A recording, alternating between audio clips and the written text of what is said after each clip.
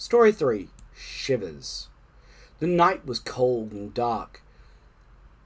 "Listen to the wind howling in the trees," said Frog. "What a time for a ghost story." Toad moved deeper into his chair. "Toad!" "Toad," asked Frog, "do you like to be scared? Don't you like to feel the shivers?" "I am not sure," said Toad. Frog made a fresh pot of tea. He sat down and began a story.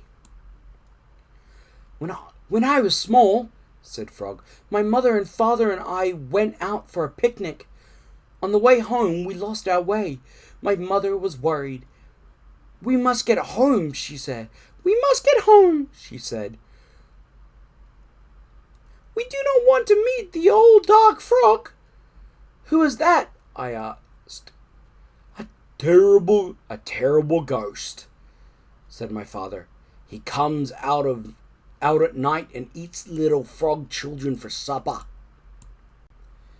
Toad sipped his tea.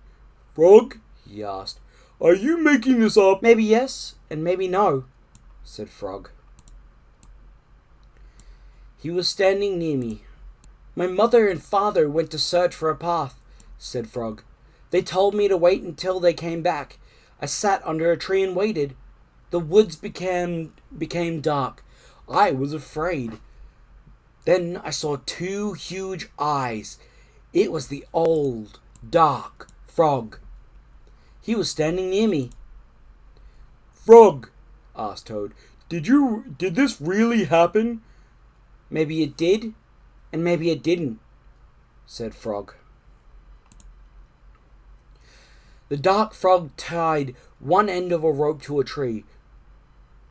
"Turn for me!" he shouted. I turned the rope for the dark frog. He jumped 20 times. I am beginning to get hungry," said the dark frog. He jumped 50 times. "I'm getting hungrier," said the dark frog. He jumped 90 times. "I am very hungry now," said the dark frog. "What happened then?" asked Toad. "I had to save my life," said Frog. "I ran around and around the tree with the rope. I tied up the old dark frog. He roared and screamed. I ran away fast.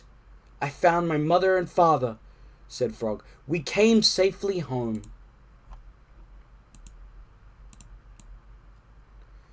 "Frog," asked Toad, "was that a true story?" "Maybe it was and maybe it wasn't," said Frog. Frog and Toad sat close by the fire. They were scared. The teacups shook in their hands. They were having the shivers. It was a good, warm feeling.